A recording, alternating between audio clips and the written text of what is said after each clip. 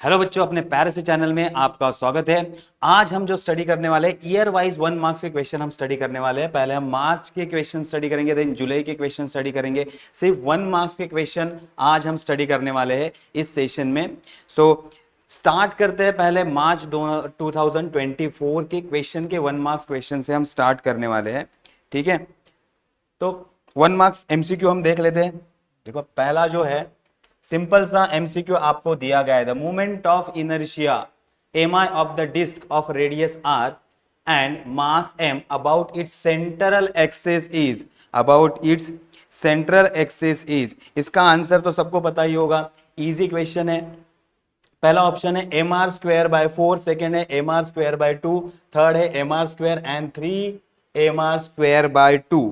तो अगर आपको पता है तो आप भी कमेंट कर सकते हो हमारे साथ, तो आपको भी आपका स्टडी हुआ है कि नहीं। तो प्रीवियस ईयर का पेपर आपने अगर सॉल्व किया होगा तो आपको भी पता चल जाएगा तो आपको भी आता है कि नहीं। तो आप भी कमेंट नीचे करते रहो अगर आपको आ रहा है तो। So the movement of inertia M I of the disc of radius R and mass M about the central axis is equal to, क्या होगा आंसर?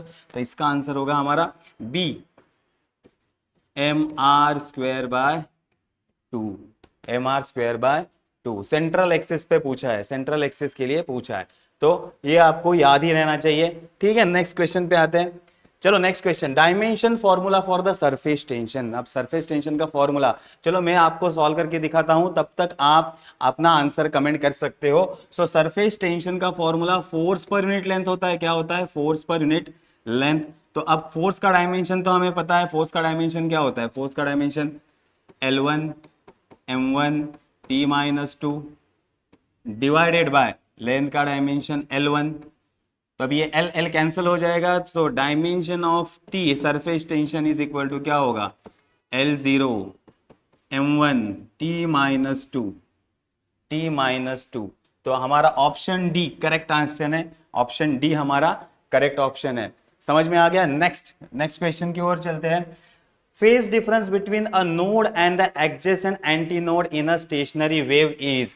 अब नोड और एंटी नोड के बीच में अगर आप स्टेशनरी वेव को ड्रॉ करते हो इस तरह से,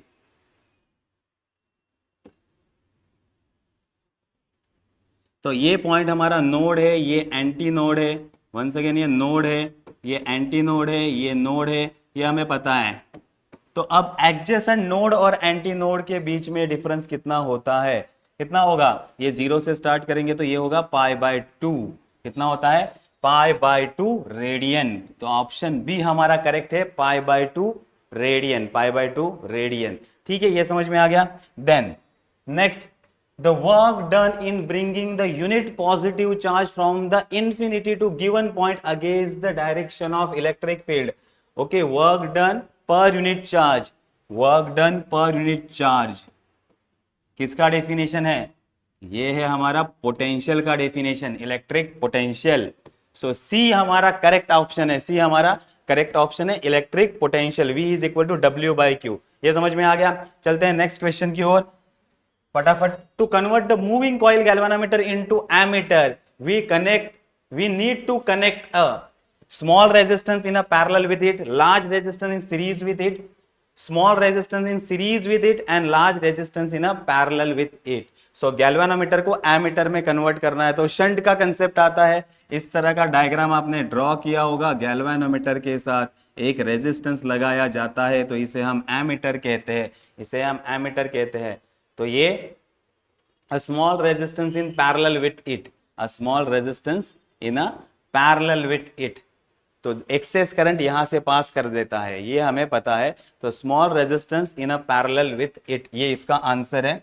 नेक्स्ट क्वेश्चन पे आते हैं। If the frequency of incident light falling on the photo sensitive material is double, अगर फ्रीक्वेंसी को हम डबल कर दे, ओके, फ्रीक्वेंसी को डबल कर दे, kinetic energy of emitted photo electron will be. Kinetic energy क्या होगा? अगर फ्रीक्वेंसी डबल होगा तो काइनेटिक एनर्जी क्या होगा? डबल हो सकता है, उससे ज्यादा हो सकता है, उससे कम हो सकता है। क्या ऑप्शन दिए? The same as the initial value, initial value जैसा ही सेम रहेगा। Then 2 times of its initial value, more than 2 times of initial value and less than 2 times of initial value. तो अब हमें पता है जो भी एनर्जी आती है वो किस में कन्वर्ट होती है, एक तो काइनेटिक एनर्जी में और दूसरी वर्क फंक्शन में। दूसरी क्या है, वर्क फंक्शन में। तो काइनेटिक एनर्जी का फॉर्मूला क्या है, kinetic energy is equal to E by work function. अब ई का फॉर्मूला हमें पता है, kinetic energy is equal to H nu. तो यहां आ गई हमारी फ्रीक्वेंसी, यहां आ गई हमारी फ्रीक्वेंसी। तो ये हमारी पहली काइनेटिक एनर्जी है। अब ये हमारा काइनेटिक एनर्जी 1 है, या फिर इसे हम कहते हैं काइनेटिक एनर्जी। अब फ्रीक्वेंसी को डबल कर दिया, अब फ्रीक्वेंसी को डबल कर दिया, सो अब हम कहेंगे kinetic energy dash is equal to 2h nu. Frequency double होगी, वर्क फंक्शन उतना ही है, पहले h म्यू में से 5, अब 2h न्यू में से 5 माइनस हो रहा है। तो obviously kinetic energy E2 dash is greater than kinetic energy. तो क्या होगा, it is more than 2 times of initial value, more than 2 times of initial value. ये ज्यादा होगा, ये क्या होगा, ज्यादा होगा, मोर देन होगा। ठीक है, ये समझ में आ गया। नेक्स्ट क्वेश्चन पे चलते हैं हम। इन साइक्लिक प्रोसेस, देखो साइक्लिक प्रोसेस आपको कहा है, internal energy work done W and Q is a heat supply. Then अब साइक्लिक प्रोसेस है तो वापस घूम के वो वहीं पे आएगा, वापस घूम के वहीं पे आएगा। तो अब हमें पता है इंटरनल एनर्जी वापस, change in internal energy is zero, change in internal energy is equal to zero. तो जो भी हीट सप्लाई होगा, जो भी हीट सप्लाई होगा वो पूरा क्या करेगा, वर्क डन के काम में आ जाएगा, वर्क डन के काम में आ जाएगा। हमें फॉर्मूला तो पता है, तो डी हमारा ऑप्शन करेक्ट हो जाएगा फॉर्मूला में से। सो ये इसका आंसर 0 आ जाएगा। सो टोटल जो हीट हम सप्लाई कर रहे हैं वो वर्क डन के काम में आ जाएगा। ये समझ में आ गया, क्योंकि साइक्लिक प्रोसेस के लिए डेल्टा यू का value, internal energy, change in internal energy का वैल्यू क्या होता है, 0 होता है। तो ये क्वेश्चन हमारा सॉल्व हो गया। Next, a current in a coil changes from 50 ampere to 10 ampere. Initial value 50 है, वहां से 10 in time 0.1 second. The self inductance of coil is 20 henry. The induce EMF in a coil, induce EMF in a coil, coil में EMF कितना induce हुआ वो हमें find out करना है। So EMF is equal to -L di/dt। ये हमारा formula है, ये हमारा फॉर्मूला है। अब डी का वैल्यू निकालते हैं पहला, change in a current. Change in a current क्या होगा हमारा, देखो इनिशियल वैल्यू 50 है, फाइनल वैल्यू 10 है, तो यहां होगा 10 ampere minus 50, that is -40 ampere. Then change in a time, कितने टाइम में चेंज हुआ, 0.1 सेकेंड में ये चेंज हुआ, 0.1 सेकेंड में चेंज हुआ। ईएमएफ का वैल्यू हमें दिया है, E is equal to 20 henry. अगर हम इसको सॉल्व करेंगे वैल्यू पुट करके तो क्या होगा, 20 is equal to -L D का वैल्यू -40 डिवाइडेड बाय 0.1, 0.1। ठीक है, अब इसको हमें सॉल्व करना है। ओके, हमें क्या दिया है, सेल्फ इंडक्टेंस का वैल्यू दिया है, ईएमएफ का वैल्यू नहीं दिया है। किसका वैल्यू दिया है, सेल्फ इंडक्टेंस, एल का वैल्यू दिया है। एल का वैल्यू कितना दिया है, 20 हेनरी। चलो थोड़ा सा जंबलिंग हो गया, मुझे लगा ई का वैल्यू दिया है, ई का वैल्यू नहीं दिया, किसका है, एल का वैल्यू दिया है। तो थोड़ा सा फॉर्मूला में चेंजेस करते, हमें ई का वैल्यू निकालना है, तो और इजी हो गया ये, तो और ही इजी हो गया। एल का वैल्यू हमें 20 दिया है, देन इसका value -40 divided by 0.1, minus minus plus हो जाएगा, 20 इंटू 400। ये तो बहुत ही इजी हो गया। So E is equal to 8000 volt. तो आंसर क्या आया हमारा, दैट इज 8000 वोल्ट। आंसर क्या आया, 8000 वोल्ट। ठीक है, सिंपल है। एल का वैल्यू हमें लेना है, एल का वैल्यू कितना है, 20 हेनरी। तो ये भी सम हमारा सॉल्व हो गया। नेक्स्ट आते हैं हम, the velocity of a Bob of a second pendulum when it is 6 centimetre from the mean position and the amplitude of 10 centimetre is. Okay, amplitude हमें निकालना है। Velocity of a Bob of a second pendulum with it is 6 centimeter from the mean position, the amplitude of 10 centimeter is। हमें क्या find करना है, velocity of Bob. क्या find करना है, वेलोसिटी ऑफ बॉब। तो यहां अब वेलोसिटी अगर फाइंड आउट करनी है तो बॉब या पेंडुलम हमारा क्या कर रहा है, पेंडुलम कर रहा है सिंपल हार्मोनिक मोशन। क्या कर रहा है? Simple harmonic motion. और सिंपल हार्मोनिक मोशन के लिए वेलोसिटी का फॉर्मूला होता है omega A square minus X square. ये फॉर्मूला तो हमें पता है, ठीक है। So velocity of the Bob in second pendulum, second pendulum किसे कहते हैं? जिसका टाइम पीरियड क्या होता है? टाइम पीरियड होता है 2 सेकेंड। टाइम पीरियड क्या होता है? 2 सेकेंड। अब यहां हमें x का वैल्यू दिया गया है, x का वैल्यू है 6 सेंटीमीटर एंड हमारे एम्पलीट्यूड a का वैल्यू है 10 सेंटीमीटर। तो ये दोनों वैल्यू हमें दिए गए हैं 8 एंड 10 सेंटीमीटर, ठीक है। और t का वैल्यू 2 है। तो इसको मैं अब इस तरह से लिखता हूं, omega is nothing but 2 pi by T under root A square minus X square. So अब v is equal to 2 pi का वैल्यू हमें पता है 2 पाई, देन t का वैल्यू अब पुट कर दो 2, a का वैल्यू कितना है? a का वैल्यू है हमारा 10 square minus 6 square minus 6 square. तो कितना होगा? ये 2 2 cancel, v is equal to pi, यहां 100 minus 36, that is v is equal to pi root of 64। Root of 64 कितना होता है? रूट ऑफ 64 होता है v is equal to pi into 8 and therefore v is equal to 8 pi centimetre पर second, centimetre पर second. तो ये आ गया हमारा फॉर्मूला। ए वाला आंसर हमारा करेक्ट है, ए वाला आंसर करेक्ट है, ठीक है। ये समझ में आ गया। तो ये हमने सॉल्व कर लिया, यहां आंसर आ गया। नेक्स्ट क्वेश्चन पे चलते हैं अब हम। In a biprism experiment, a distance of 28 bright band from the central bright band is 1.2 centimeter. Without changing the experimental setup, the distance of 30th bright band from the central bright band will be। अब distance हमें central से 20 band का distance कितना है? 1.2। तो हम कहते हैं 20 वाले बैंड का डिस्टेंस है हमारा 1.2 सेंटीमीटर, ओके 1.2 सेंटीमीटर। और हमें 30 वाले का डिस्टेंस निकालना है, 30 वाले बैंड का डिस्टेंस निकालना है।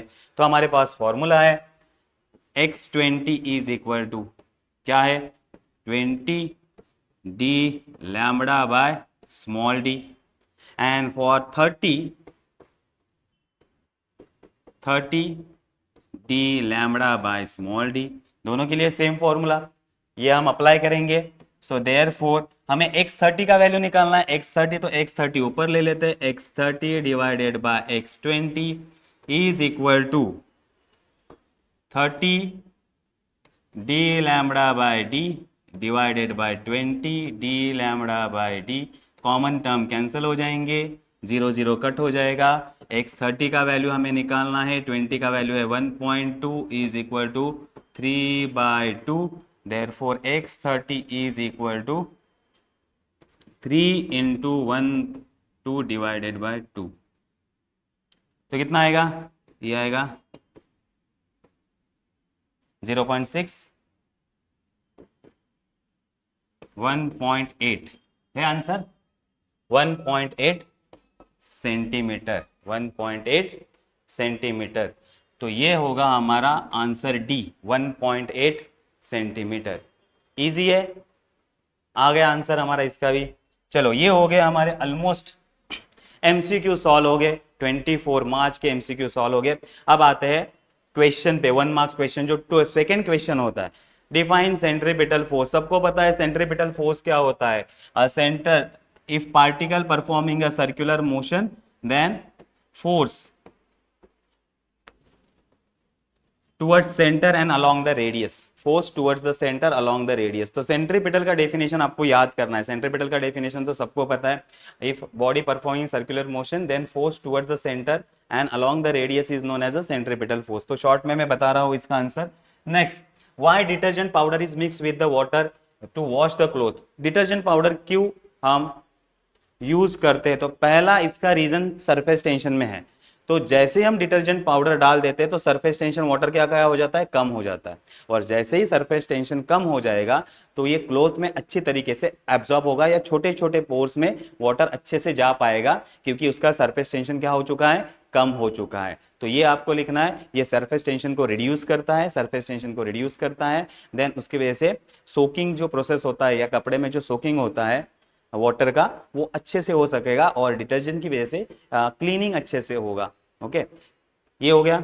Next, what is the resistance of ideal volt meter. अब ये तो सबको पता होना चाहिए, आइडियल वोल्ट मीटर का रेजिस्टेंस क्या होता है। सिंपल आंसर है इसका इंफिनिटी। इंफिनिटी कितना होता है, इंफिनिटी। आइडियल वोल्ट मीटर का रेजिस्टेंस क्या होना चाहिए, infinity. Next, write the formula for the torque acting on a rotating current carrying coil in terms of magnetic dipole movement. Magnetic dipole movement के term में आपको लिखना है, तो एम के टर्म में आपको लिखना है मैग्नेटिक डाइपोल मूवमेंट। सो टॉर्क का फॉर्मूला जैसे ही एम आ जाएगा, बहुत लोगों को पता चल जाता है, torque is equal to M B sine theta, M B sine theta. और इसी को हम लिखते हैं torque is equal to M cross B, M cross B, cross product होता है। सो दोनों फॉर्मूला आप लिख सकते हो वेक्टर के फॉर्म में भी, या फिर M B sine theta. Simple 1 marks का क्वेश्चन है, इतना ही आपको लिखना होगा। नेक्स्ट क्वेश्चन पे आते हैं, what is the binding energy of a hydrogen atom. Specifically उन्होंने हाइड्रोजन एटम कहाँ है, उन्होंने हाइड्रोजन एटम कहाँ है, ठीक है, binding energy for hydrogen atom. तो बाइंडिंग एनर्जी का सिंपल फॉर्मूला हाइड्रोजन एटम के लिए हमने निकाला है, binding energy is equal to -13.6 n square electron volt वाला फॉर्मूला हमने निकाला है। So if n is equal to 1, if n is equal to 1, तो फॉर्मूला क्या होगा, फॉर्मूला हमारा ये होगा माइनस, ग्राउंड स्टेट पे फॉर्मूला क्या होगा, binding energy is equal to -13.6 electron volt, -13.6। अगर n का वैल्यू 1 होगा तो 2 होगा तो वैल्यू चेंज होता रहेगा, 3 होगा तो चेंज होगा। सो बाइंडिंग एनर्जी का फॉर्मूला, ठीक है, ये फॉर्मूला आपको लिखना होगा, इसका 1 मार्क्स है। Next, what is the surrounding in the thermodynamic system. तो अगर आपको सराउंडिंग का पता लगाना है तो हमारे पास दो कंसेप्ट है, एक है सिस्टम और दूसरा होता है सराउंडिंग। तो सिस्टम को अगर हम निकाल दे तो जो भी एनवायरमेंट बचता है उसे हम क्या कहते हैं, सराउंडिंग। सिस्टम के छोड़ के जो भी बाकी बचा हुआ है उसे हम क्या कहते हैं, surrounding. So remaining another than the system, जो भी बचा हुआ हमारा सराउंडिंग किसे कहते हैं, समझ में आ गया। सिस्टम को छोड़ के जो भी हमारा बाकी का बचा हुआ रीजन है उसे हम क्या कहेंगे, सराउंडिंग कहेंगे, ठीक है। It is other than the system, system को छोड़ देना है उसमें से। In a photo electric experiment stopping potential is 1.5 volt. What is the maximum kinetic energy of the photo electron.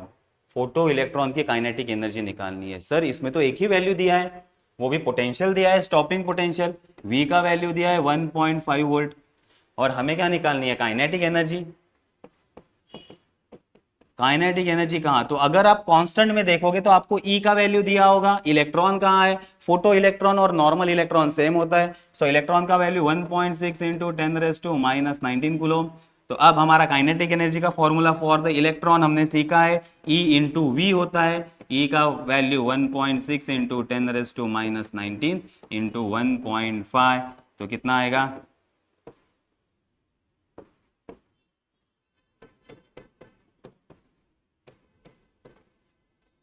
Kinetic energy is equal to 2.4 into 10⁻⁻19 joule. Simply multiply करना है, simply क्या करना है, मल्टीप्लाई करना है, ठीक है।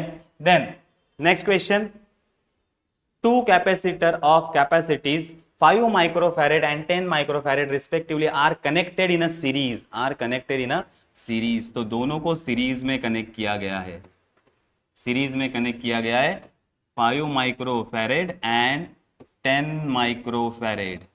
Calculate the resultant capacity. तो फॉर्मूला क्या होता है, 1/CS is equal to 1/C1 plus 1/C2। Resistance के उल्टा होता है इसका। सो नॉर्मली हम अब इसका फॉर्मूला इजीली ऐसे लिख सकते हैं या फिर ऐसे लिख सकते हैं, C H is equal to C1C2 divided by C1 plus C2।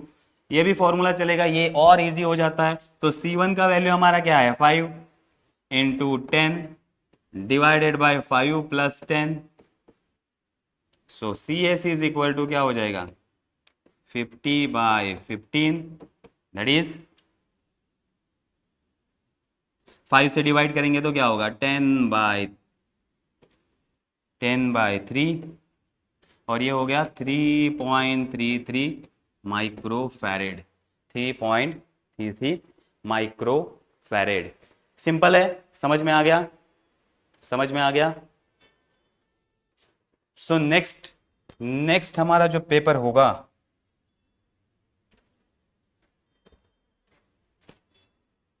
That is July 2024, जुलाई 2024 पे चलते हैं अब हम। देखो पहला, atom having the same number of proton but different number of neutron is called. Same number of proton है but different number of neutron है, तो सेम नंबर ऑफ प्रोटॉन तो याद रखना है P, same number of proton, तो ये होगा हमारा आइसोटोप्स, इसमें भी P आता है। ये मैंने आइडियाज अपने वीडियो में दिए गए हैं, इजी ट्रिक्स में भी दिए गए जब हमारा सेशन हुआ था तब। सो यहाँ देखो atoms having the same number of proton, so proton same number of P कहाँ है, तो ये याद रहेगा आइसोटोप्स। ठीक है, ये हो गया। Next, the molecules on the surface of liquid have, molecule on the surface of liquid have minimum kinetic energy, minimum potential energy, minimum kinetic energy, maximum potential energy। अब molecule on the surface of liquid, liquid के surface पे अगर molecule है तो potential energy minimum होगी, kinetic energy minimum होगी या kinetic energy maximum होगी, एंड पोटेंशियल एनर्जी मैक्सिमम होगी सरफेस पे। तो सरफेस पे पोटेंशियल एनर्जी क्या होती है, मिनिमम होती है, मिनिमम पोटेंशियल एनर्जी। सरफेस पे क्या होती है, minimum potential energy. Next question पे बढ़ते हैं हम। The coefficient of emission is E for the perfectly black body and coefficient of transmission is T, then emission and transmission, emission and transmission. तो perfectly black body है, जितना वो absorb करेगा उतना ही इमिट करेगा, तो जितना एब्जॉर्ब कर रहा है उतना इमिट कर रहा है, तो E हमारा 1 होगा। और वो ट्रांसमिट नहीं करता, ट्रांसमिशन नहीं होता, तो ट्रांसमिशन का वैल्यू 0, तो इसका वैल्यू, इसका आंसर होगा D is equal to E is equal to 1 and T is equal to 0, T is equal to 0। Next question पे आते हैं। An LED emit the light when it's junction is reverse bias, depletion region is widen, holes and electrons and recombine and junction become hot। तो देखो reverse bias में तो LED काम नहीं करता, डिप्लेशन रीजन बहुत बढ़ जाएगा, ऐसा भी नहीं होता। जब होल्स एंड इलेक्ट्रॉन कंबाइन होते हैं, electron from conduction band jump on a hole of a valence band, तो एक्सेस एनर्जी वो क्या करते हैं, इमिट करते हैं। एक्सेस एनर्जी क्या करते हैं, इमिट करते हैं। और वो एक्सेस एनर्जी किसके फॉर्म में होती है, फोटोन के फॉर्म में होती है या लाइट के फॉर्म में होती है। सो होल्स एंड इलेक्ट्रॉन रिकंबाइन, उसकी वजह से एलईडी लाइट इमिट करता है। नेक्स्ट क्वेश्चन पे आते हैं अब हम। तो देखो, an electron and proton and alpha particle and a hydrogen atom are moving with the same kinetic energy associated de Broglie wavelength will be longest for, longest de Broglie wavelength किसका होगा, longest de Broglie wavelength किसका होगा, D Broglie wavelength H/P formula है। सो electron का होगा, proton का होगा, hydrogen atom का होगा या अल्फा पार्टिकल का होगा। ऑब्वियसली देखो लॉन्गेस्ट, जिसका मोमेंटम कम होगा, जिसका मोमेंटम कम होगा, मोमेंटम का value H is equal to mv, H is equal to mv, mass into velocity. So mass किसका ज्यादा है वो कंपेयर करो, इलेक्ट्रॉन का देख लो, प्रोटॉन का देख लो, electron proton almost same mass, hydrogen and helium, alpha is nothing but helium, तो हेवी पार्टिकल अल्फा है, अल्फा पार्टिकल का मास ज्यादा, तो उसका वेवलेंथ कम होगा, उसका वेवलेंथ क्या हो, कम होगा। और इलेक्ट्रॉन और प्रोटॉन, इलेक्ट्रॉन सबसे कम है मास में, प्रोटॉन सबसे ज्यादा है। So, जिसका मास कम उसका वेवलेंथ लॉन्गेस्ट, उसका वेवलेंथ लॉन्गेस्ट। तो चारों में से सबसे कम अल्फा का, सबसे ज्यादा हाइड्रोजन से उससे कम प्रोटॉन का, थोड़ा एन, सबसे कम किसका है, इलेक्ट्रॉन का। सबसे कम किसका है, इलेक्ट्रॉन का मास है, इसके लिए वेवलेंथ लॉन्गेस्ट किसका रहेगा, इलेक्ट्रॉन का रहेगा। तो हमारा आंसर क्या रहेगा, इलेक्ट्रॉन। हमारा आंसर क्या रहेगा, इलेक्ट्रॉन। तो ये समझ में आया। Next question, cyclotron is used to accelerate, cyclotron is used to accelerate positively charge particle. किसको एक्सेलरेट करता है ये, पॉजिटिवली चार्ज पार्टिकल को ये एक्सेलरेट करता है। ठीक है, ये तो हमने पढ़ा है थ्योरी में। नेक्स्ट क्वेश्चन पे चलते हैं अब हम।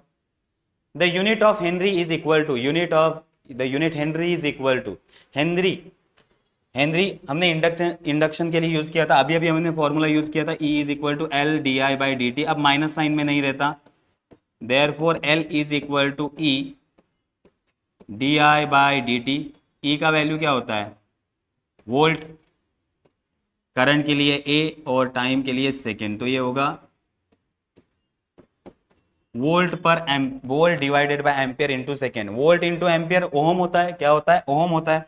सो L is equal to ohm second, क्या होगा, ओहम सेकेंड। तो हमारा आंसर बी करेक्ट है, बी हमारा क्या है, करेक्ट है। Henry is equal to ohm second. Next, the ratio of emissive power of perfectly black body at 9 to 7 degree Celsius and 3 to 7 degree Celsius is. तो हमारे पास दो टेम्परेचर है, temperature T1 is equal to, हम कहेंगे कितना है, 9 to 7 degree plus 273, add कर दो कितना हो जाएगा, kelvin. And T2 is equal to 327 plus 273 is equal to 600 kelvin, 600 kelvin. Okay, अब हमें क्या फाइंड आउट करना है, ratio of emissive power, ratio of emissive power. तो इमिसिव पावर हम R से डिनोट करते हैं, सो ratio of R1 bye R2। अब हमें पता है emissive power R is equal to sigma T raise to 4, या फिर R is directly proportional to T raise to 4, ये हमें पता है। तो अब इसका यूज करते हैं हम, इसको यूज करते हैं। तो यहां होगा हमारा is equal two divided by 600, ये एक्सेस आ गया यहां 600 केल्विन रेस टू 4, ये कट हो जाएगा 6 2 ज़ा 12। सो अगर हम इसका पावर क्या है, 4 है, सो 2 का 4 पावर लेंगे तो 16/1, 16/1। तो आंसर हमारा डी करेक्ट है। सिंपली क्या किया हमने, टेम्परेचर को केल्विन में कन्वर्ट किया, देन हमारे फॉर्मूला में पुट किया, एंड देन 2 का 4th पावर ले लिया, तो 16/1, ये आंसर आ गया 16:1, ये आ गया हमारा आंसर। नेक्स्ट क्वेश्चन पे चलते हैं अब हम। In series LCR circuit, the phase difference between voltage and the current is 45 degree. Then the power factor will be, power factor simple, power factor क्या होता है, power factor is equal to, power factor is equal to cos phi, cos phi, phi का value 45, so cos 45, 45 का value 1/√2, that is 0.707, 0.700, ये हाँ B वाला answer. तो इसमें 1 भी आ जाएगा, 0.7071। पावर फैक्टर क्या होता है, cos phi होता है, क्योंकि हमें फॉर्मूला पता है, इसका फॉर्मूला पावर का क्या होता है, एलसीआर सर्किट का ERMS into IRMS into cos phi, और cos phi हमारा क्या होता है, पावर फैक्टर, क्या होता है, पावर फैक्टर। ठीक है, तो पावर फैक्टर इस तरह से फाइंड आउट किया जाता है। Next, when the air column in the pipe is closed at the one end, vibrates such that two notes are formed in it, the frequency of vibration is 2 times of fundamental frequency, 3 times of fundamental frequency, 4 times of fundamental frequency and 5 times of fundamental frequency। कौन सा pipe है हमारा, pipe close eight one and, pipe close eight one and. अगर pipe एक and पे close है तो यहाँ नोड बनेगा, क्या बनेगा, नोड, और यहाँ एंटी नोड बनता है। तो इस तरह से हमारा वेव जनरेट होगा।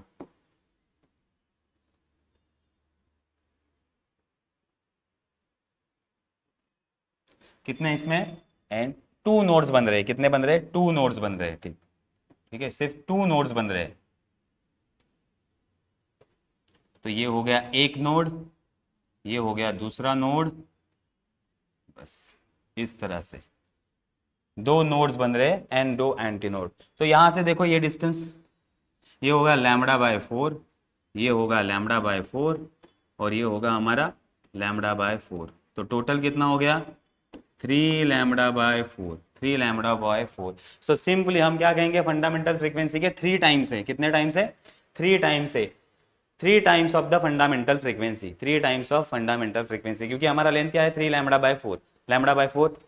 तो ये क्या होगा, 3 times of fundamental frequency. Easy question था। आते हैं नेक्स्ट क्वेश्चन पे। What is the radius of gyration for the solid sphere of a radius r about its diameter? About its diameter. Simple answer है इसका, हमें पता है क्या फाइंड करना है, what is the radius of gyration of solid sphere for radius R about its diameter. Radius of gyration हमें find out करना है। तो moment of inertia of solid sphere का क्या होता है, 2/5 m r square, m r²। Then gyration का formula m² is equal to 2/5 m r², m r²। अब ये m कैंसिल हो गया, देन हमने k is equal to √2/5 r। ये आ गया radius of gyration about diameter, radius of gyration. Write the differential equation, write the differential equation, second का answer. Write the differential equation for the linear SHM. Linear SHM का differential equation तो सबको आता है, okay. d²x/dt², d²x/dt², ये formula हमने study किया है, इज इक्वल टू -ω/x। ये वाला फॉर्मूला हमने स्टडी किया है, -ω/x। तो उसी से भी हम फाइंड कर सकते हैं, ओके। सो ये ऐसा भी लिख सकते हो, d²x/dt² plus ω/x is equal to 0। ये भी हमारा फॉर्मूला है। और जो बेसिक फॉर्मूला है वो भी हमें पता है, बेसिक फॉर्मूला वो भी आप लिख सकते हो, ठीक है। हाँ, थोड़ा सा इसमें क्या है, d²x/dt²। थोड़ा सा करेक्ट कर लेता हूं, मैंने यहाँ स्क्वायर डालना भूल गया हूं मैं। जो हमारा फॉर्मूला क्या था, एक्सेलरेशन वाला formula, d²x/dt² is equal to -ω² होता है ना हमारा फॉर्मूला। तो क्या होगा, d²x/dt² plus ω² is equal to 0। तो ये भी आप आंसर डायरेक्टली लिख सकते हो, ठीक है। ये आ गया हमारा differential equation of SHM. State any 2 method of polarization. Polarization 2 method से होता है, एक रिफ्लेक्शन से होता है, एक क्या होता है, रिफ्लेक्शन से होता है, और सेकंड होता है स्कैटरिंग, बाय स्कैटरिंग। तो 2 मेथड आप लिख सकते हैं, by reflection and by scattering हम पोलराइजेशन कर सकते हैं, by reflection and by scattering. Then what is the resistance of ideal voltmeter. हर बार क्वेश्चन पूछा जाता है। आइडियल वोल्टमीटर का हमने पहले भी हमने कहा था कितना होता है, infinity, infinity, okay. Then what are the eddy current. Eddy current हमें पता है, अगर मैग्नेटिक फील्ड में हम मेटल डिस्क को बाहर निकालते हैं तो उसमें इलेक्ट्रॉन क्या करते हैं, वर्ल या इसमें गोल गोल घूमना स्टार्ट करते थे, गोल गोल घूमना, वर्लपूल जैसे मोशन करते, उसी करंट को हम क्या कहते हैं, eddy current. So electron moving in a circular path in changing magnetic field, in a changing magnetic field is known as a ED current, okay। electron moving in a circular path in a changing magnetic field is known as a ED current। what do you mean by logic gates। logic gates is a circuit। logic gate क्या है, पहले तो ये circuit है, circuit which perform logical operation। ये क्या करता है, लॉजिकल ऑपरेशन परफॉर्म करता है, और it is having 2 or more terminal, 2 or more terminal। तो ये एक सर्किट है जो लॉजिकल ऑपरेशन परफॉर्म करता है, और उसको 2 या 2 से ज्यादा टर्मिनल होते हैं, उसे हम क्या कहते हैं, लॉजिक गेट्स कहते हैं, उसे हम क्या कहते हैं, लॉजिक गेट्स। तो ये हमारा 1 मार्क्स का जुलाई वाला पेपर भी खत्म हो चुका है, जुलाई वाला पेपर भी खत्म हो चुका है। अब आते हैं हमारे नेक्स्ट 1 मार्क्स वाले न्यूमेरिकल पे, 1 मार्क्स वाले न्यूमेरिकल पे, सॉरी हमारा पेपर। ओके 6 क्वेश्चन हो चुके हैं, अभी 2 क्वेश्चन बाकी है, उसमें से आते हैं न्यूमेरिकल पे। फर्स्ट न्यूमेरिकल पे 1 मार्क्स है। A body of mass 0.2 kg perform a linear SHM is experience a restoring force of 0.4 Newton when its displacement from the mean position is 8 centimeter. Determine the force constant. Determine the force constant. Force constant पूछा है, K का value find किया है sir, ये तो हमने experiment में भी किया है। पहले एक्सपेरिमेंट में फोर्स कांस्टेंट क्या था, F by x, force constant is equal to F by x। तो अब हमारे पास F का वैल्यू क्या है, बॉडी ऑफ मास 0.2 kg, ये तो ऐसे ही दिया है। रिस्टोरिंग फोर्स हमारे पास कितना है 0.4 divided by displacement from mean position is 8 centimetre, 8 into 10⁻⁻² metre, 8 into 10⁻⁻² metre.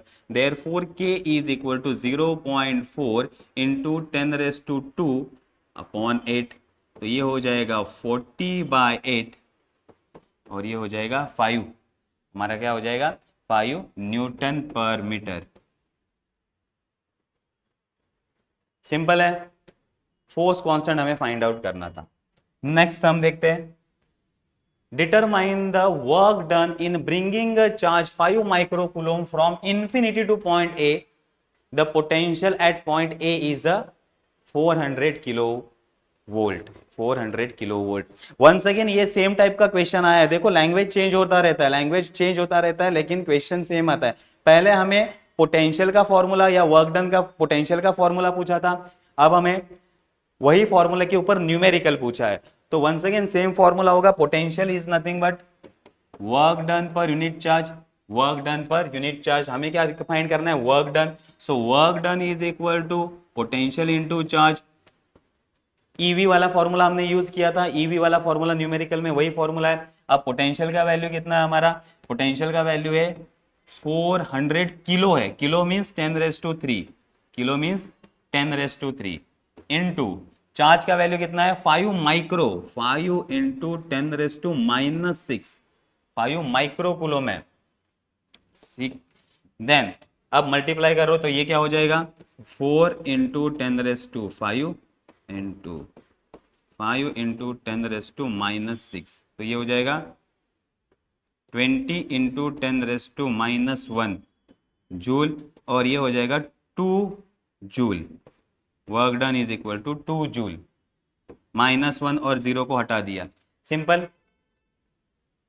इस टाइप के न्यूमेरिकल आते हैं, ये फॉर्मूला भी याद रखना, ये बहुत बार पूछा जाता है। वर्क डन अगर चार्ज नहीं दिया है तो इलेक्ट्रॉन हो सकता है, तो ईवी फॉर्मूला लगता है। यही फॉर्मूला अगर चार्ज दिया होगा तो क्यू वाला, बस उसको ही रिप्लेस करना है। तो यही सेम टाइप का प्रॉब्लम 2 बार आ चुका है, मार्च में भी आया था, जुलाई में भी आया है। ठीक है, ये समझ में आ गया। नेक्स्ट अब आते हैं जुलाई 2023 के पेपर पे, जुलाई 2023 के पेपर को अब हम देखते हैं। सो आते हैं फर्स्ट क्वेश्चन की तरफ। A body performing uniform circular motion has constant. Uniform circular motion में क्या कांस्टेंट रहता है, velocity, kinetic energy, displacement and acceleration. हर बार पूछे हो जाने वाला क्वेश्चन, सबको पता है ये काइनेटिक एनर्जी क्या रहता है, कांस्टेंट रहता है। Body performing uniform circular motion UCM में क्या कांस्टेंट रहता है, काइनेटिक एनर्जी। देन आते हैं नेक्स्ट क्वेश्चन पे हमारे, when soluble substance such as common salt sodium chloride is dissolved in a water is surface tension obviously impurity, soluble impurity अगर हम डिसॉल्व करते हैं तो सरफेस टेंशन क्या होता है, इंक्रीज होता है। क्या होता है, इंक्रीज होता है। Next, periodic time of angular oscillation of bar magnet is proportional to time period of angular oscillation of bar magnet is equal to, ये इसका फॉर्मूला है। सो देखो, ratio of movement of inertia and magnetic field, movement of inertia and magnetic field, ratio of magnetic field and movement of inertia, square root of ratio of magnetic movement of inertia and magnetic field, square root of magnetic field and movement of inertia, square root of movement of inertia and magnetic field. So ये formula हमारा correct है, ये formula या C option हमारा correct है, C option हमारा क्या है, करेक्ट है। Then the coefficient of absorption of a body is equal to the coefficient of emission at when temperature is at a given temperature is called coefficient of absorption of body is equal to coefficient of emission. ये law कौन बताता है हमें? Kirchhoff law of heat radiation. Kirchhoff law of heat radiation ये हमें law बताता है। Next, the second law of thermodynamics deal with the transfer of, second law of thermodynamic deal with the transfer of work done, energy, pressure और heat. Work done, energy, pressure और heat. क्या होगा option इसका? इसका option होता है D, heat. इसका option क्या है? D, heat. ठीक है, second law of thermodynamics. Next, which of the following phenomenon prove that light is a transverse wave? Light is a transverse wave. Refraction नहीं, इंटरफेरेंस, डिफ्रैक्शन एंड पोलराइजेशन। तो एक ही इसमें है पोलराइजेशन। पोलराइजेशन से हमें पता चलता है कि light is a transverse wave, light is a transverse wave. Next, magnitude of induced EMF produced between the end of conductor of length L/2 moving with the uniform velocity v at a right angle to uniform magnetic field of intensity 2b will be, simple formula BLV formula होता है, तो B की जगह क्या है? EMF is equal to 2b L/2 into v। ये 2 cancel हो गया तो E is equal to BLV। Once again same BLV। Next, solar cell operate on the principle of diffusion, recombination, photovoltaic action and photoelectric effect। Diffusion तो नहीं, recombination भी नहीं, ये तो पीएन जंक्शन में होते हैं। देन इसमें तो ये नहीं है, पीएन जंक्शन में डिफ्यूजन होता है, रिकॉम्बिनेशन होता है। ओके, अब सोलार सेल दिया हमें, सेल दिया गया है, तो ये फोटोवोल्टाइक एक्शन है। क्या है? फोटोवोल्टाइक एक्शन है। सोलार सेल क्या करता है? पोटेंशियल डिफरेंस प्रोड्यूस करता है। जैसे ही लाइट गिरता है, होल्स और इलेक्ट्रॉन अलग अलग हो जाते हैं, सेपरेट हो जाते हैं और वोल्टेज डेवलप होता है उसे, इसलिए इसे क्या कहते हैं? Photovoltaic action. फोटोवोल्टाइक एक्शन ये आ गया। नेक्स्ट क्वेश्चन हमारा है, a body performing linear SHM experience the force of 0.2 Newton when displaced through the 4 centimeter from the mean position। Once again force constant find out करना है। अब ये आपको होमवर्क के लिए मैं दे दूंगा, क्योंकि मैं सॉल्व नहीं करूंगा। क्यों? क्योंकि पहले हमने फोर्स कांस्टेंट सॉल्व किया है। Force constant K is equal to F/x। तो F का वैल्यू पुट करो, F का वैल्यू पुट करो और डिस्प्लेसमेंट का वैल्यू पुट करो और डिवाइड कर दो, आंसर आपको मिल जाएगा। आंसर आपको मिल जाएगा। फोर्स कांस्टेंट का वैल्यू आपको, ये सेंटीमीटर में है। फिर भी चलो 0.2 इंटू 4 इंटू 10⁻², 4 इंटू 10⁻², तो क्या हो जाएगा? 20/4, 20/4 5 न्यूटन पर मीटर। ठीक है, एक बार और सॉल्व कर दिया, इजी है। इस टाइप का देखो, ये वापस आ चुका है, इस टाइप के डेरिवेशन वापस आ चुके हैं। नेक्स्ट, नेक्स्ट क्या दिया है हमें? If the current of 1 ampere flows through the solenoid of length 25 centimeter and made up of 250 turns of the copper wire, then the magnitude of magnetic induction inside the solenoid. Induction, so B का formula B is equal to μ0Ni, μ0Ni। Let μ0 n का value हमें पता है, number of turns per unit length. तो अब μ0 का value 4 pi into 10⁻⁻7, 10⁻, into n का value कितना है हमारा? n का वैल्यू, नंबर ऑफ टर्न्स हमें कितने दिए? 250। लेंथ का वैल्यू कितना है? लेंथ का वैल्यू 25 इंटू 10⁻², इंटू करंट का वैल्यू तो 1 है, तो ये हो जाएगा 10। सो 4 पाई इंटू 10⁻7 इंटू 10⁻3, सो 4 इंटू 3.14 इंटू 10⁻4 इंटू 10⁻4। मल्टीप्लाई करेंगे इसे, अगर हम मल्टीप्लाई करेंगे तो नियर अबाउट कितना आंसर आएगा?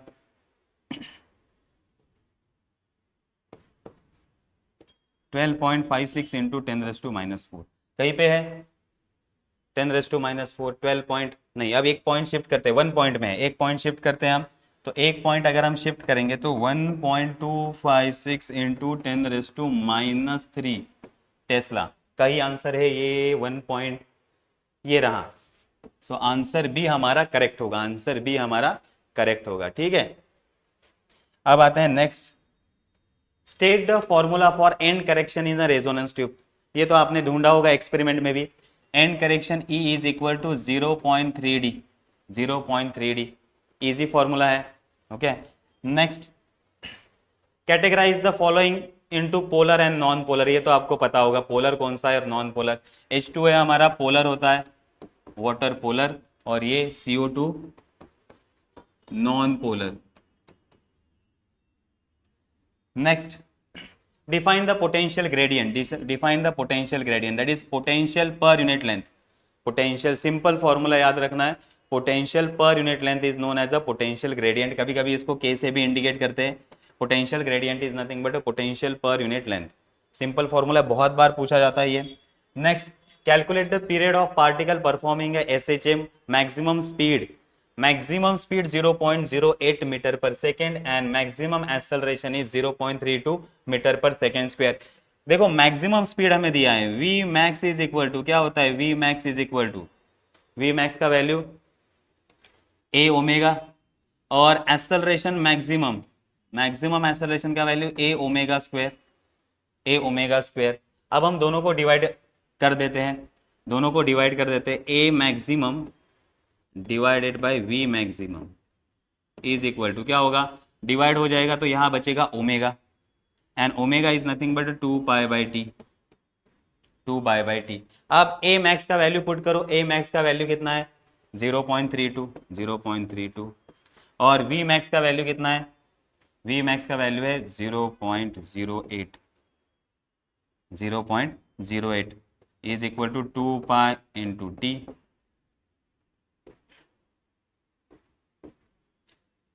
8 फोर्जा आ गया ये, then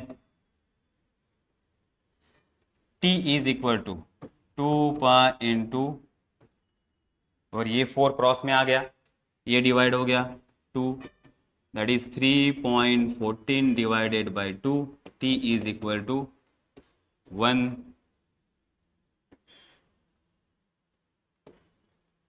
then almost 1.57, 1.57 second, 1.57 second. Easy sum था, इजी सम था। ठीक है, नेक्स्ट सम पे आते हैं अब हम। Define the gyromagnetic ratio. Gyromagnetic ratio M by L, M by L, that is magnetic moment to the angular momentum, magnetic moment to the angular momentum। Define कहाँ है, तो डेफिनेशन लिखना होगा। So magnetic moment, it is the ratio of magnetic moment to the angular momentum is known as the gyromagnetic ratio। Simple definition है इसका।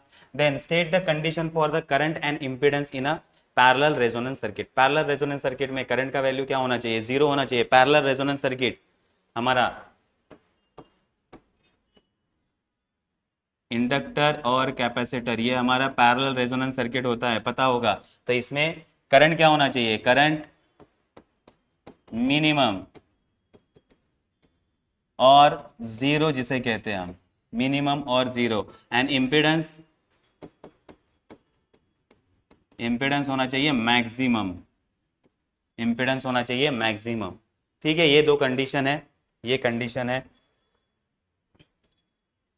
Next, radius of third Bohr orbit is 0.477 nanometre. Calculate the radius of second Bohr orbit. Bohr orbit हमें कहा गया है, radius of Bohr orbit. So radius of third Bohr orbit is equal to 0.477। So हमें पता है R n is equal to n square by A0। ये हमारा formula है, ये हमारा फॉर्मूला है। तो थर्ड के लिए अगर हम अप्लाई करेंगे, R3 is equal to 9 into A0, 9 into A0। So R3 का वैल्यू हमारे पास है, सो ये होगा 0.477 is equal to 9 into A0, and therefore A0 is equal to 0.477 divided by 9। अब सेकेंड के लिए अप्लाई करेंगे, second Bohr's orbit R2 is equal to 2 square 4 into A0, 4 into A0। अब A0 का वैल्यू पुट कर दो यहाँ, so R2 is equal to 4 into 0.477/9। अब इसे आप सॉल्व करोगे तो आंसर आ जाएगा, इसे आप सॉल्व करोगे तो आंसर आपका आ जाएगा। ठीक है, मल्टीप्लाई करते हैं।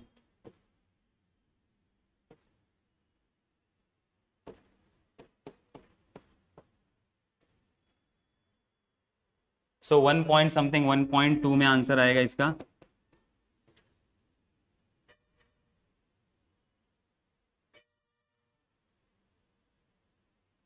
ओके,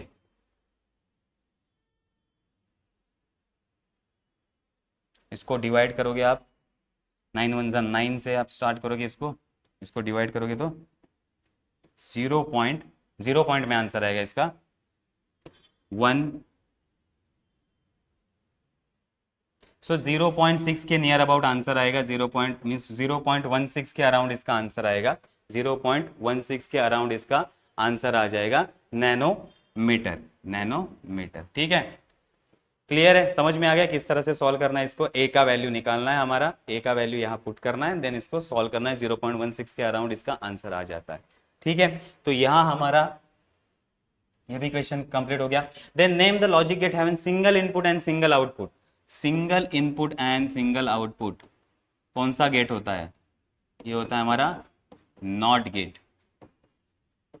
कौन सा होता है? Not gate, single input and single output.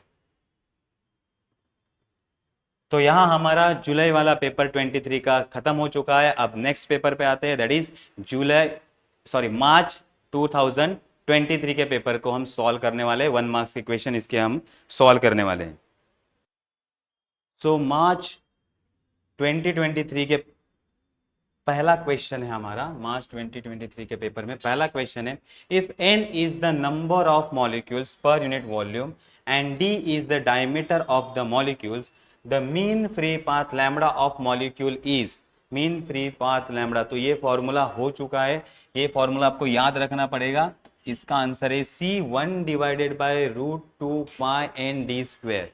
ये फॉर्मूला आपको याद रखना होगा। ठीक है, 1/√2 पाई n d स्क्वायर। ठीक है, नेक्स्ट एमसीक्यू पे आते हैं हम। The first law of thermodynamic is consistent with the law of conservation of, first law, law of conservation of momentum, energy, mass, velocity. सबको पता है, इट इज ये हर बार क्वेश्चन आने वाला है, energy. So it is conservation of energy वाला ये लॉ है हमारा। Then y is equal to a plus B bar, ऊपर बार भी दिया है, a plus B bar is the boolean expression of OR gate, AND gate, NOR gate, NAND gate. अब देखो ऊपर बार है, मीन्स और एंड गेट तो नहीं होगा। अब a प्लस बी किसका होता है? a प्लस बी और गेट का होता है, तो ये हमारा नॉर गेट है। ये क्या है? नॉर गेट है, क्योंकि ऊपर बार दिया गया है, तो नॉर गेट का ये बुलियन एक्सप्रेशन है। Next, the property of light which remain unchanged when it is travel from the medium to another medium। एक मीडियम से दूसरे मीडियम में जब लाइट ट्रेवल करती है तो कौन सी प्रॉपर्टी उसकी अनचेंज रहती है? वेलोसिटी, वेवलेंथ, एम्पलीट्यूड या फ्रीक्वेंसी? कॉमन क्वेश्चन है, फ्रीक्वेंसी अनचेंज रहती है। क्या अनचेंज रहती है? फ्रीक्वेंसी, इसको याद रखना है।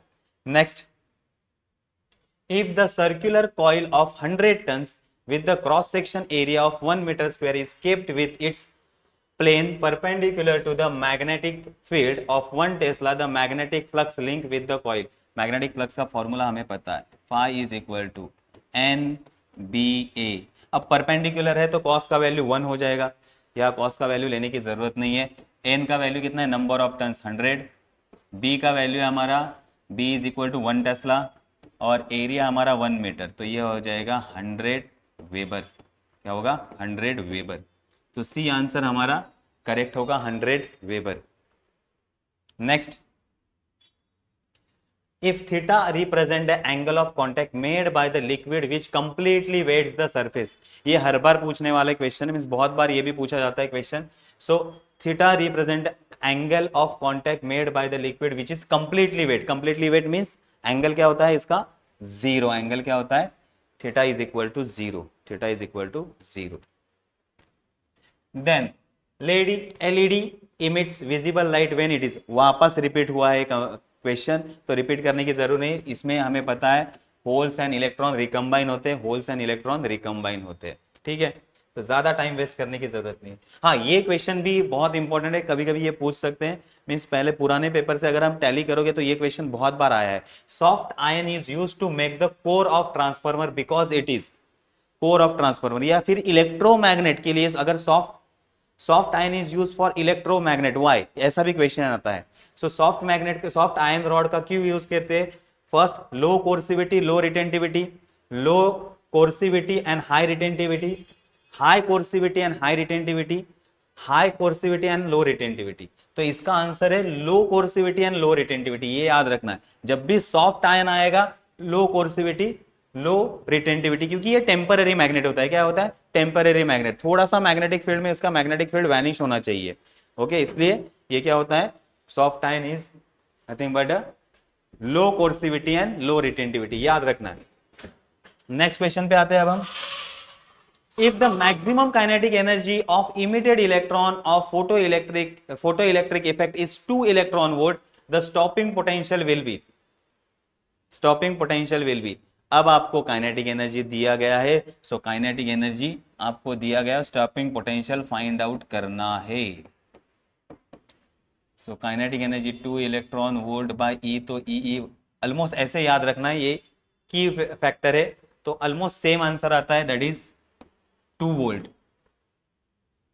जब भी kinetic energy and stopping potential का क्वेश्चन आएगा तो इस तरह से आप इसको सॉल्व कर सकते हो, इजीली सॉल्व होता है ये। Electron volt, 2 electron volt and E हम कैंसिल कर देंगे। Next, if the radius of 8 orbit of electron in hydrogen atom will be more than that of the 4th orbit by factor of, by factor means ratio find out करना है। क्या find out करना है हमें? Ratio find out करना है, the radius of 8 orbit of electron and 4th orbit, 8 orbit and 4th orbit का ratio find out करना है। सो रेशियो डायरेक्टली, अब इसका प्रॉब्लम तो हमने सॉल्व किया है, तो हम कहेंगे एन स्क्वायर, एन स्क्वायर मतलब यहां क्या आएगा? 8 square, and 4th orbit is directly proportional to 4 square. So अब radius of 8th orbit of electron in hydrogen atom is more than, so r8 by r4 is equal to 8 square by 4 square,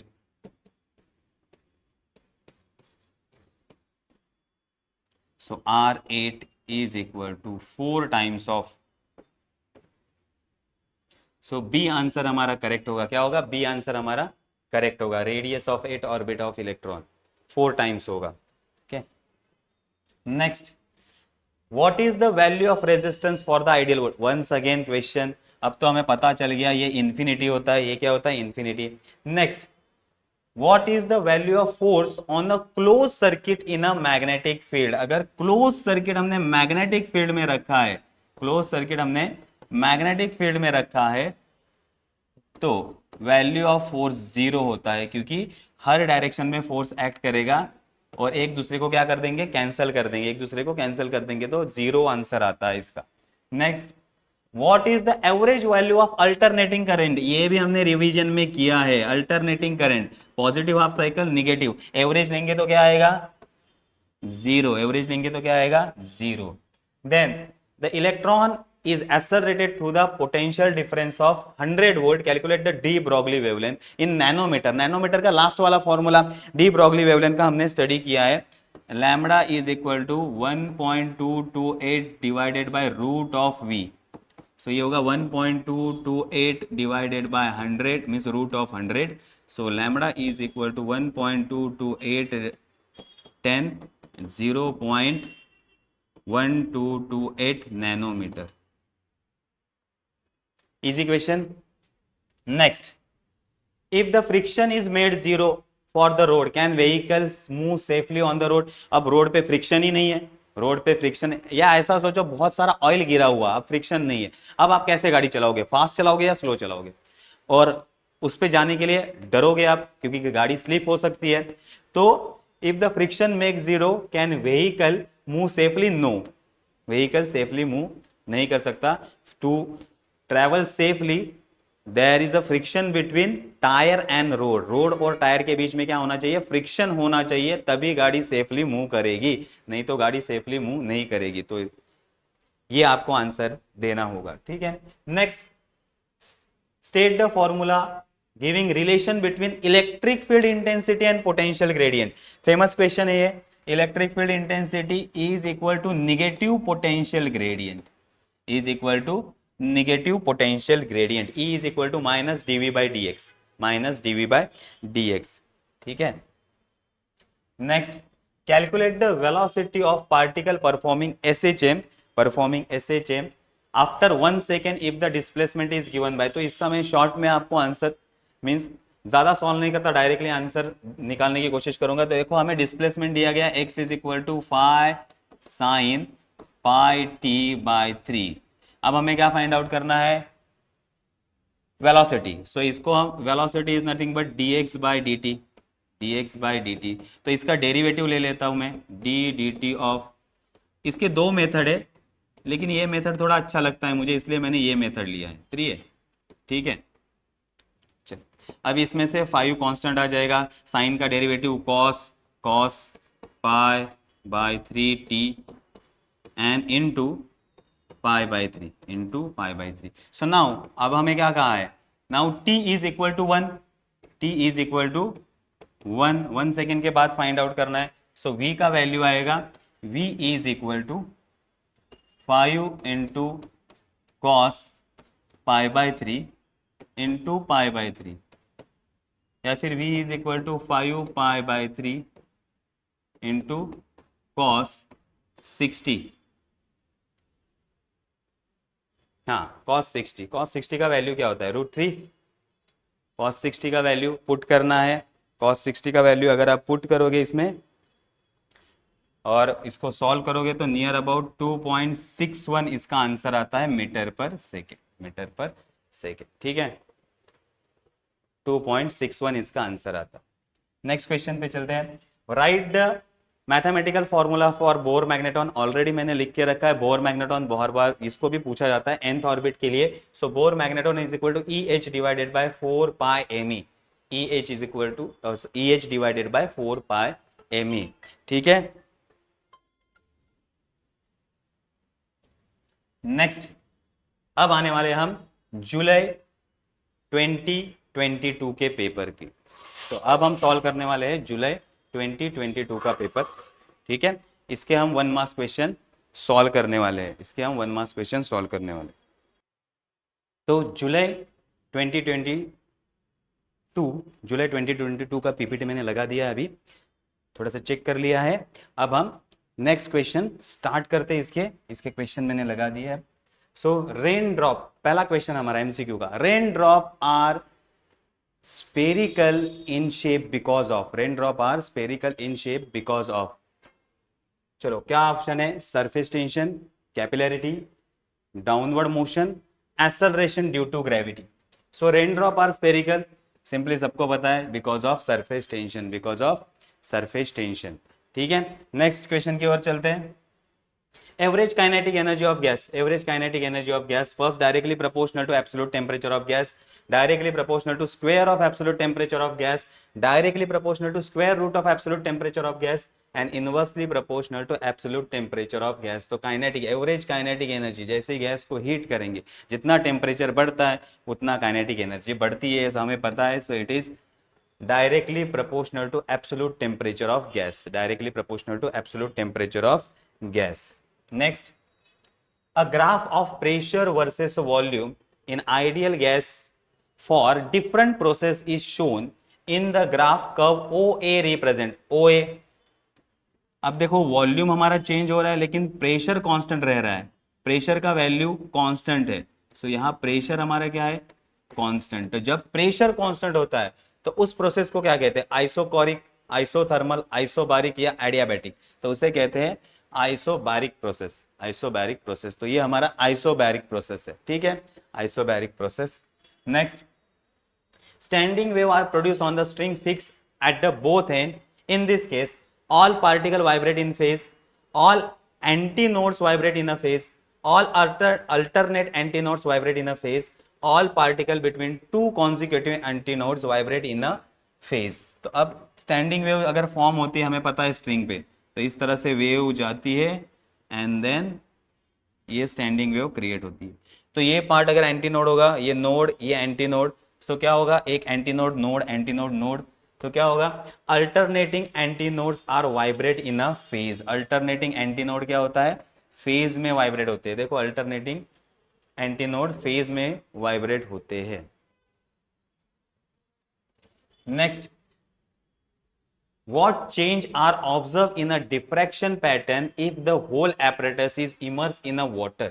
okay, water में अगर हमने पूरे के पूरे apparatus को immerse कर दिया तो डिफ्रैक्शन पैटर्न में क्या चेंज आएगा, the wavelength of light increases, width of central maximum increases, width of central maximum decreases and frequency of light decreases. तो इसको याद रखना है, width of central maximum decrease होता है. width of central maximum क्या होता है, decrease होता है because of water में हम इसको immerse कर रहे हैं. ठीक है, ये चेंज हमें ऑब्जर्व होता है. Next, the magnitude of magnetic field at the centre of circular current carrying coil varies.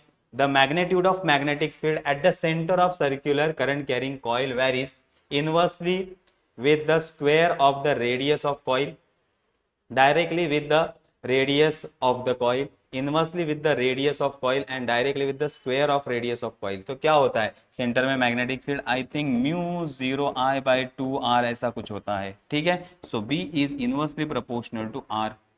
So inversely proportional to, inversely with the radius of coil, inversely with the radius of coil. Next, Balmer series is obtained when the all transition R of electron is terminate from second orbit, first orbit, third orbit and fourth orbit. तो terminate कहाँ होंगे, terminate means and होना. तो देखो पहले अगर orbit पे and होता है, पहले ऑर्बिट पे, उसे कहा जाता है लाइमन, उसे क्या कहते हैं, Lyman series, Lyman. Second orbit पे अगर एंड होता है तो उसे कहा जाता है बाल्मर सीरीज. तो टर्मिनेट कहाँ होनी चाहिए, सेकेंड पे. तो सेकेंड ऑर्बिट पे अगर टर्मिनेट होंगे तो वो सीरीज क्या होगी, बाल्मर सीरीज, वो सीरीज क्या होगी, Balmer series. Next, a simple harmonic oscillator has amplitude 16 centimeter and time period 4 seconds. The interval of time required by it to travel from 16 centimeter to 8 centimeter is. Okay, तो हमारा amplitude कितना है, 16 centimetre. Amplitude हमारा कितना है, 16 centimetre. अब 16 centimetre to 8 centimetre travel करने के लिए 16 टू 8 सेंटीमीटर, तो ये बचा हुआ डिस्टेंस भी कितना होगा, 8 सेंटीमीटर. और हमारा एम्पलीट्यूड भी कितना है, एम्पलीट्यूड है हमारा 16 सेंटीमीटर. सो ये डिस्टेंस एम्पलीट्यूड के हाफ है, ये डिस्टेंस क्या है, एम्पलीट्यूड के हाफ है. और स्टार्टिंग पॉइंट कौन सा है, 16, मीन्स एक्सट्रीम पॉइंट से ये मोशन स्टार्ट होता है, एक्सट्रीम पॉइंट से मोशन स्टार्ट हो रहा है. मोशन कहाँ से स्टार्ट हो रहा है, एक्सट्रीम पॉइंट से. तो अब हमारा फॉर्मूला एक्सट्रीम पॉइंट के लिए, तो पहले हम लिख लेते हैं एम्पलीट्यूड कहना है, amplitude is equal to 16 centimetre है एंड टाइम पीरियड हमारा है t is equal to 4 second. Then 16 to हमें 8 पे आना है, डिस्प्लेसमेंट हमारा कितना है, therefore x is equal to a/2 है हमारा, x is equal to a/2. Distance कितना है, therefore x is equal to a/2 है, 8 सेंटीमीटर पे मीन्स a/2 पे है. देयरफॉर अब हम लिखेंगे x is equal to a, extreme position के लिए formula cos omega t, a cos omega t. x का वैल्यू क्या है हमारा, a/2, a cos omega t, a cancel, therefore omega t is equal to cos 1/2. अब cos 1/2 कब होता है, cos 1/2, so omega t is equal to cos 1/2 होता है π/3 पे, π/3 पे होता है ये. देन ओमेगा का वैल्यू हम पुट करेंगे 2π/t इंटू टी, तो ये पाई कट हो गया. t का वैल्यू हमारे पास है 2/4 into t is equal to 1/3, so ये हो गया 2 उस तरफ चला जाएगा and therefore t is equal to 2/3 second. 2/3, 2 इस तरफ चला जाएगा, 2/3 सेकेंड, सिंपल है। तो ये आएगा हमारा आंसर बी, 2/3 सेकेंड। क्लियर है? एक्सट्रीम पोजीशन से स्टार्ट हो रहा है, इसलिए हमने फॉर्मूला क्या स्टडी किया, लिया, x is equal to a cos omega t। Next, a potentiometer experiment, in a potentiometer experiment the cell balance at the length of 240 centimetre. तो L1 का वैल्यू हमें दिया है 240 centimetre. when the cell is shunted by the resistance of 2 ohm, तो हमने resistance कितना लिया है, 2 ohm, the length become L2 become 120 centimetre. The internal resistance R is equal to R L1 minus L2 upon L1। Okay, so R is equal to 2, L1 का वैल्यू 240 minus 120 divided by 120। So ये होगा हमारा R is equal to 2, 120 by 120 cancel, that is equal to 2 ohm. तो B answer हमारा correct होगा, 2 ohm. Simple formula, easy answer आ चुका है। सो देखो, बहुत इजी क्वेश्चन होते हैं, सिर्फ प्रैक्टिस करने की जरूरत है, थोड़ा सा प्रैक्टिस करने की जरूरत है। अब देखो, a small piece of metal wire is dragged across the gap between the two pole pieces of magnet in 0.5 second. तो क्या दिया है हमें, टाइम दिया है, टाइम दिया है 0.5 second. The magnetic flux between the pole, magnetic flux दिया है हमें, मैग्नेटिक फ्लक्स, तो इसको स्मॉल टाइम लेते हैं, मैग्नेटिक फ्लक्स d5 लेते हैं, 8 इंटू 10⁻⁻4 वेबर। इंड्यूस ईएमएफ का value d5/dt, that is 8 into 10⁻⁻4 divided by 0.5। सो ये होगा 16, कितना हो जाएगा 16, अगर आप डिवाइड करोगे तो ये होगा 16 into 10⁻4 volt. Answer millivolt में है, 16 10⁻4 कहीं नहीं है, तो इसको हम करेंगे 1.6 into 10⁻³ volt and therefore 1.6 millivolt. ये क्या होगा, 1.6 मिली वोल्ट। तो आंसर ए हमारा 1.6 मिली वोल्ट करेक्ट होगा, 1.6 मिली वोल्ट। ठीक है, next, in which thermodynamic process total internal energy of system remain constant. Directly मैंने आंसर लिखा है आइसोथर्मल प्रोसेस में internal energy of system remain constant, क्योंकि टेम्परेचर चेंज नहीं होता तो इंटरनल एनर्जी चेंज नहीं होगी। Okay, so state the law of conservation of angular momentum. Okay, angular momentum is conserve wave external torque is equal to 0। जब external torque 0 होता है तो एंगुलर मोमेंटम का वैल्यू कंजर्व रहता है, ये हमें पता है। Next, what is shunt? A small resistance connected in parallel with galvanometer. A small resistance connected in a parallel with the galvanometer is called a shunt resistance. इसे हम shunt resistance कहते हैं। Then, what happened to the fringe width in the diffraction pattern if the diameter of wire is increased? Decrease होता है। ये क्या होता है, डिक्रीज होता है। डायमीटर ऑफ वायर इंक्रीज करेंगे तो ये क्या होता है, डिक्रीज होता है। Next, what is perfectly black body? जो सारी की सारी एनर्जी एब्जॉर्ब कर लेता है उसे हम परफेक्टली ब्लैक बॉडी कहते हैं। हीट रेडिएशन या फिर रेडिएशन जो एब्जॉर्ब कर लेता है या इंसिडेंट एनर्जी को पूरी का पूरा जो एब्जॉर्ब करता है, that is known as a perfectly black body.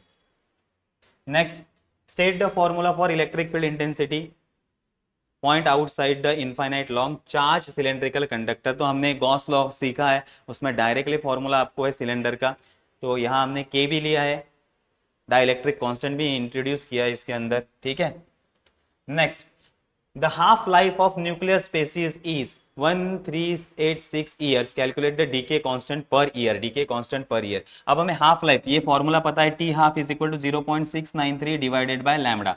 सो अब हमें टी हाफ का वैल्यू दिया है, टी हाफ का वैल्यू कितना है, 1.386 ईयर्स। तो अब लैम्डा इज इक्वल टू क्या होगा, 0.693 डिवाइडेड बाय 1.386, टी हाफ से डिवाइड कर देना है। तो देखो वैल्यू अगर आप देखोगे तो ये इसके डबल है, 2 टाइम्स, तो ये होगा 0.5 पर ईयर, 0.5 पर ईयर। तो ये आ गया लैम्बडा का वैल्यू, ठीक है। Next, an automobile engine develop 62.84 kilowatt power develop कर रहा है, ये पावर का फॉर्मूला है। Power is equal to 62.84 kilo means 10 raised to 3 watt while rotating at a speed of 1200 RPM. 1200 RPM. अब हमें क्या दिया है, 1200 RPM means revolution per minute दिया गया है, रिवोल्यूशन पर मिनट। तो हमें फ्रीक्वेंसी फाइंड आउट करनी होगी। Frequency is equal to 1200 divided by 60 RPS, revolution per second. तो ये कट हो जाएगा 20। तो फ्रीक्वेंसी कितना आएगा, frequency is equal to 20 hertz. RPS is nothing but 20 hertz. तो पावर आ गया, फ्रीक्वेंसी आ गया। What is the torque, what is the torque? Torque का फॉर्मूला आपको पता होगा। टॉर्क का फॉर्मूला क्या होता है, P is equal to power is equal to torque into omega, torque into omega. F V power का एक फॉर्मूला होता है, power is equal to force into velocity, force into velocity. वही फॉर्मूला रोटेशन के लिए क्या होगा, टॉर्क इंटू ओमेगा। तो यही फॉर्मूला हम फॉलो करने वाले हैं। अब लीनियर के लिए हमें पता था। सो अब हमें किसका टॉर्क का वैल्यू चाहिए, तो torque is equal to P by omega. P का वैल्यू हमारे पास है, पी का वैल्यू कितना है, so torque is equal to P का वैल्यू हमारे पास है 62.84 into 10⁻³ into 10⁻³ divided by omega का वैल्यू। ओमेगा का वैल्यू देखो हमारे पास फ्रीक्वेंसी है, सो ओमेगा होगा 2πf, ओमेगा होगा 2πf। So torque is equal to, देखो यहाँ 2π का वैल्यू भी कितना होता है, 6.28 होता है। तो इसको मैं 6.28 में कन्वर्ट कर देता हूँ, 6.284 into 10⁻⁴ divided by 2 into 3.14 into F का वैल्यू कितना है हमारा 20, एफ का वैल्यू हमारा। तो ये 2 3.14 इज नथिंग बट 6.28, दोनों सेम है। 3.14 इंटू 2 क्या होता है 6.28, तो ये दोनों कट हो जाएंगे। तो बचा क्या हमारा, torque is equal to 10,000 divided by 20। So torque is equal to कितना है हमारा 500 आंसर आया। टॉर्क क्या आया 500 न्यूटन मीटर, न्यूटन मीटर्स। तो ये आ गया हमारा टॉर्क का वैल्यू। इजी था, इजी था। नेक्स्ट, अब मार्च 2022 का हम क्वेश्चन पेपर के 1 मार्क्स एंड एमसीक्यू सॉल्व करने वाले हैं। थोड़ा सा पीपीटी लगा देता हूं, तो थोड़ी देर में मैं आता हूं पीपीटी लगा के, ठीक है, मिलते हैं।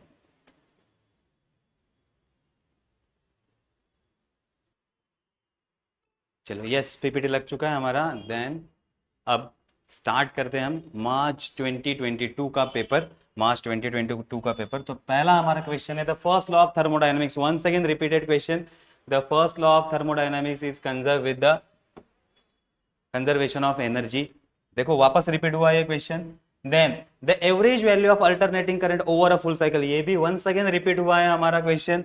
0 होता है average value of alternating current. Next, the angle at which maximum torque is exerted by the external uniform electric field on the electric dipole is electric field. So torque is equal to PE sin theta, maximum sin theta 90 is equal to 1, sin 90 is equal to 1. So ये torque maximum होगा, that is PE. Okay, तो answer क्या होगा 90, answer क्या होगा 90 degree. Next, the property of light which does not change, once again repeated question, कौन सी property change नहीं होती, frequency.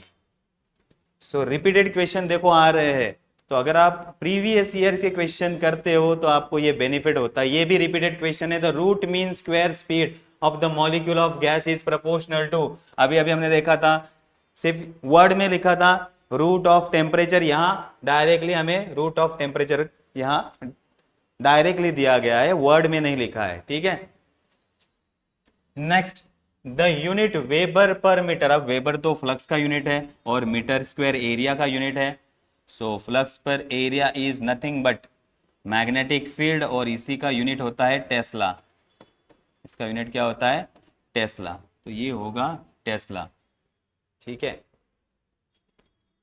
Next, when the Bob perform a vertical circular motion, चलो vertical circular motion, ये हमारा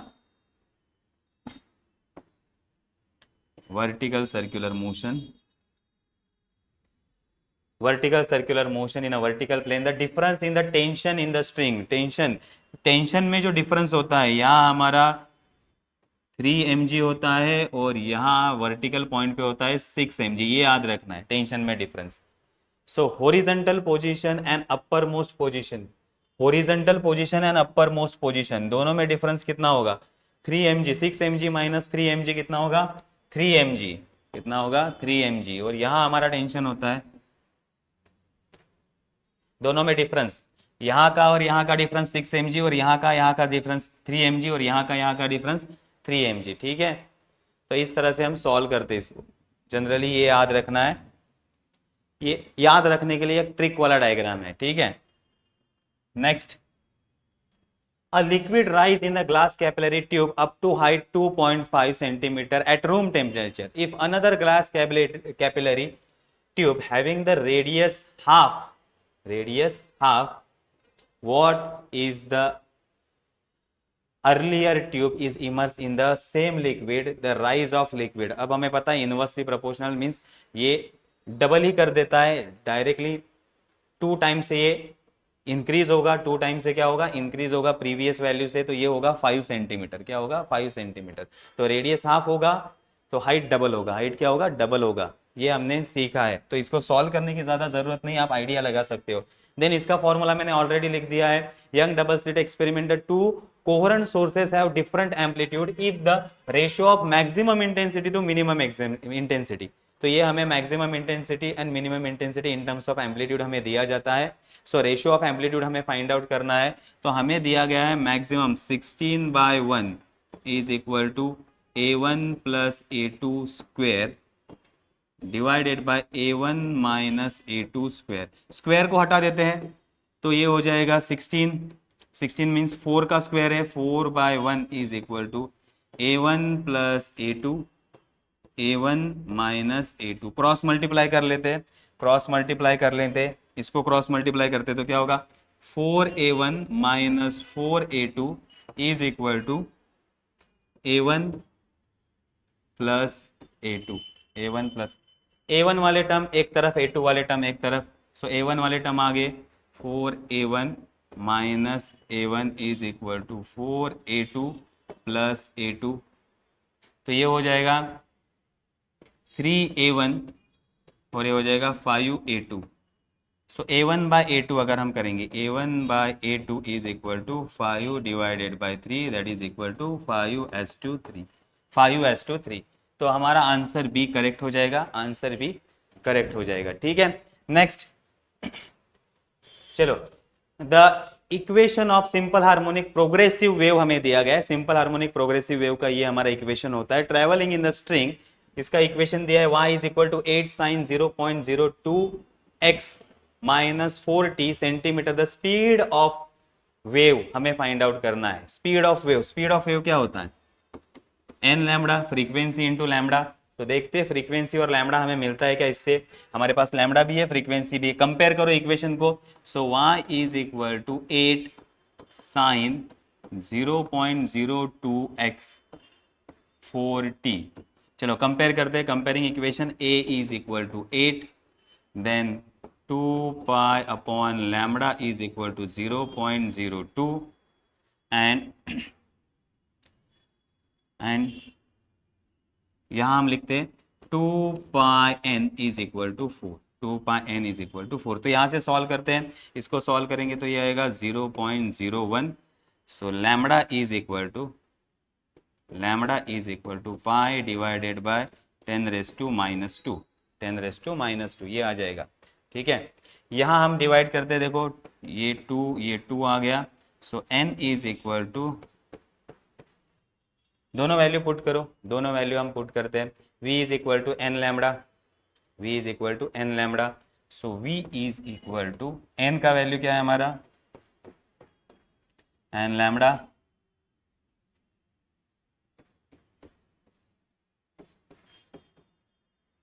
ठीक है, करेक्ट है। ओके, ये करेक्ट है।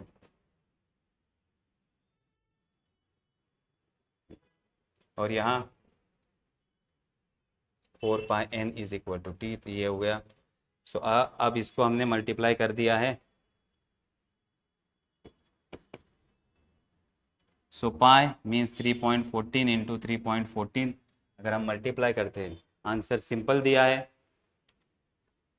चलो कंपेयर, ए का वैल्यू भी हमें दिया गया है, ए साइन 2πx/λ माइनस, कंपेयर किया, यस करेक्ट है, ये भी हमारा करेक्ट है।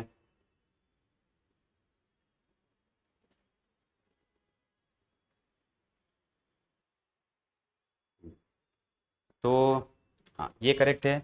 यहाँ हमारा थोड़ा सा रॉन्ग हो चुका, क्या हुआ है, यहाँ पाई डिवाइड में जाएगा, 2/पाई, 2/पाई। ठीक है, देखो आंसर सिंपल था, तो इतना कंफ्यूजिंग आंसर नहीं आ सकता, इसलिए थोड़ा सा टैली कर लिया हमने, थोड़ा सा रॉन्ग हो चुका था, करेक्ट कर लो। देखो यहाँ हमने 2 कट किया, ये पाई डिवाइड में जाएगा। अब देखो ये सिंपल हो चुका है, एन का वैल्यू क्या है, एन 2/पाई, और लैम्बडा का वैल्यू पाई इंटू 10⁻², तो ये पाई पाई कट हो जाएगा, 2 into 10⁻², so v is equal to 200, v is equal to 200 centimetre पर सेकेंड। तो आंसर हमारा डी करेक्ट होगा, आंसर डी। तो थोड़ा सा कंफ्यूजन हो गया था, होता है, कंटिन्यू में हमारा लेक्चर चल रहा है तो थोड़ा बहुत कंफ्यूजन हो जाता है कभी कभी। तो यहाँ हमने पाई को डिवाइड करना था, तो हमने डिवाइड कर दिया। Next, once again repeated question, what is potential gradient, कितने बार आ चुका है, अब तो आपको याद हो गया होगा पोटेंशियल ग्रेडियंट क्या होता है। Potential gradient, potential per unit length, potential per unit length is nothing but a potential gradient, potential per unit length is nothing but a potential gradient, ये डेफिनेशन हो गया। Then state the formula for critical velocity in terms of Reynold number, तो Reynold number के term में कभी कभी formula आपको पूछा जाता है, तो VC is equal to RN by, ये आपको फॉर्मूला दिया गया है, तो यही फॉर्मूला जनरली कॉपी करना है और यहां लिखना है RN is equal to Reynold number.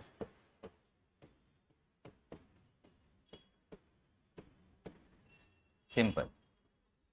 Next, it is always necessary to use red light to get photo electric effect, no, इसका आंसर नो होगा। क्यों, रेड लाइट का वेवलेंथ क्या होता है, वेवलेंथ, वेवलेंथ हमारा बड़ा होता है, wavelength is greater, wavelength greater होता है। सो एनर्जी इसके पास क्या होती है, एनर्जी, एनर्जी सबसे लेस होती है इसके पास, एनर्जी लेस होती है, तो बहुत कम एनर्जी होती है, ताकि फोटो इलेक्ट्रिक इफेक्ट इससे होगा नहीं, इसलिए हम रेड लाइट का यूज नहीं करते। ठीक है, next, write the boolean expression for XOR gate, executive gate के लिए हमने ये बुलियन एक्सप्रेशन, एक एक्सप्रेशन दिया है प्लस उसके ऊपर सर्कल बी, इसका मीनिंग होता है A bar dot B plus A dot B bar, ये हो गया हमारा boolean expression. Then write the differential equation of angular SHM, angular SHM का differential equation I D square theta by D T square plus C theta is equal to 0। Similar ये भी आपने सीखा है, सिर्फ एक्सप्रेशन को लिखना है। Then what is the mathematical formula for third postulate, En minus em is equal to H nu, या फिर E is equal to En minus em, ऐसा आप लिख सकते हो, बोर पोस्टुलेट का third. Then two inductor coil L1, L1 is equal to 10 milli henry and L2 is equal to 20 milli henry are connected in a series, what is the resultant। तो series के लिए, series के लिए simple formula L1 plus L2 that is 10 plus 20 is equal to 30 milli henry, series combination के लिए simple formula है। Next हमें क्या दिया है, calculate the moment of inertia of uniform disc of mass, mass 10 kg and radius r is equal to 60 centimeter, that is 60 into 10 raised to minus 2 meter about an axis perpendicular to the length and passing through the center। so ये इसमें formula put करो, r is equal to 10 into 60 into 10 raised to minus 2 square divided by 2। तो अगर हम इसी को solve करें तो ये क्या होगा, 10 6 into 10 raised to minus 1 square divided by 2।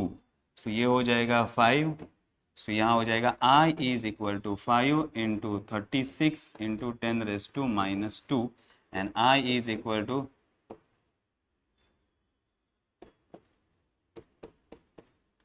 That is 1.8 moment of inertia का वैल्यू हो जाएगा kg मीटर स्क्वायर। ठीक है, kg मीटर स्क्वायर, समझ में आ गया। 1.8 ये आ गया हमारा आंसर। नेक्स्ट, तो यहां हमारा लास्ट सम और सारे पेपर के 1 मार्क्स क्वेश्चन खत्म होते हैं।